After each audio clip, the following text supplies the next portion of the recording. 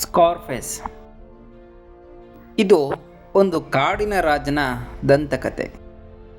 ಚಿಕ್ಕ ವಯಸ್ಸಿನಲ್ಲಿಯೇ ದೊಡ್ಡ ಸಿಂಹವನ್ನು ಕೊಂದವನ ಕತೆ. ಹೊಟ್ಟೆಗೆ ಗುಂಡು ತಗಲಿದರೂ ಬದುಕಿದವನ ಕತೆ. 400ಕ್ಕೂ ಹೆಚ್ಚು ಕತ್ತೆ ಕಿರುಬ, 130 ಗಂಡು ಸಿಂಹ, ಒಂದು ದೊಡ್ಡ ಹಿಪಾಟೋಪಸನ್ನು ಕೊಂದವನ ಕತೆ. ಸ್ಕಾರ್ಫೇಸ್ ಹುಟ್ಟಿದ್ದು ಕೀನ್ಯಾ ದೇಶದ ಮೊಸಾಯಿ ಮರದಲ್ಲಿ. 2007ರಂದು ಸ್ಕಾರ್ಫೇಸ್ ಜನಿಸ್ತಾನೆ. ಈ ಸಿಂಹಕ್ಕೆ 3 ಜನ ಸಹೋದರರು, ಹಂಟರ್, ಸಿಕಿಯೋ ಮತ್ತು ಮೊರಾನಿ. ಚಿಕ್ಕವನಿದ್ದಾಗಿದ್ದಲೂ ಈ 3 ಜನ ಚೇಷ್ಟೆ ಮಾಡ್ತಾ ಒಟ್ಟಾಗಿ ಬೆಳೀತಾರೆ. ಆದ್ದರಿಂದ ಇವರಿಗೆ ಬೇಟೆಯಾಡೋದರ ಬಗ್ಗೆ ತರಬೇತಿಯಾಗಿರುತ್ತದೆ. ಸಮಯದ ಜೊತೆ ಇವರು ಕೂಡ ದೊಡ್ಡವರಾಗ್ತಾರೆ. ದೊಡ್ಡವರಾದಮೇಲೆ ತಮ್ಮ ಸ್ವಂತ ತಂದೆಯೇ ತನ್ನ ಪ್ರೈಡ್ನಿಂದ ಇವರನ್ನು ಹೊರಗೆ ಹಾಕ್ತಾನೆ. ಪ್ರೈಡ್ ಅಂದರೆ ಸಿಂಹಗಳ ಗುಂಪು. ತಮ್ಮ ತಂದೆ ಜೊತೆ ಆರಾಮದಾಯಕವಾಗಿದ್ದ ಇವರು ಬೇರೆಯಾದಾಗ ಬೇಟೆಯಾಡುವುದಕ್ಕೆ ತುಂಬ ಕಷ್ಟಪಡ್ತಾರೆ.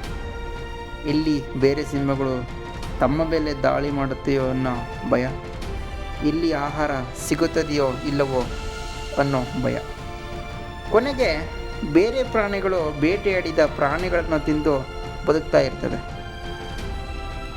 ಕೊನೆಗೆ ಸಣ್ಣ ಪುಟ್ಟ ಪ್ರಾಣಿಗಳನ್ನು ಬೇಟೆಯಾಡಿ ತಿನ್ನಲು ಪ್ರಾರಂಭಿಸ್ತವೆ. ಹೀಗೆ ಒಂದಿನ ರೋಮಿಯೋ ಮತ್ತು ಕ್ಲಾಡ್ ಎಂಬ ಸಿಂಹಗಳ ಪ್ರದೇಶಕ್ಕೆ ಈ ಸಹೋದರರು ಕಣ್ಣಾಕ್ತಾರೆ. ಮೊದಲೇ ಅವು ಮುದಿ ಸಿಂಹಗಳು, ಅವುಗಳನ್ನು ಬೇಗ ಓಡಿಸ್ಬೋದು ಎಂದು ಇವು ಊಹಿಸ್ಕೊಳ್ತವೆ.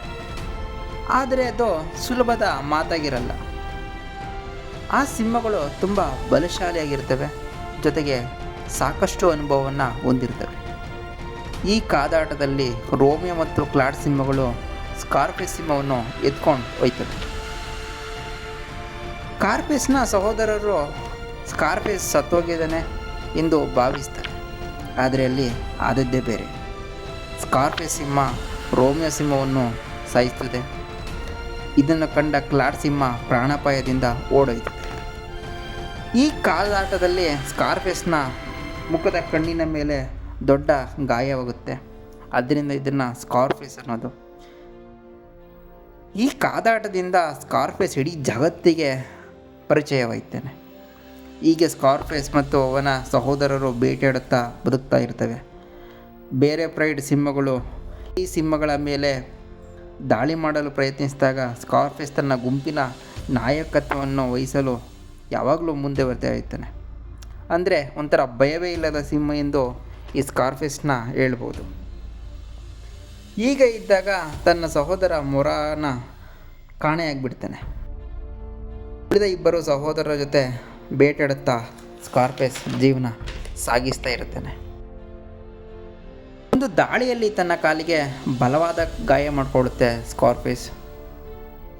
ಆ ಗಾಯ ತುಂಬ ಜಾಸ್ತಿಯಾಗಿ ಒಂದು ದಿನ ಹಸಿವಿನಿಂದ ತುಂಬ ಅಪಾರವಾದ ನೋವಿನಿಂದ ಜೂನ್ 11, 2021 ಸ್ಕಾರ್ಫೇಸ್ ಮರಣ ಹೊಂದುತ್ತೆ.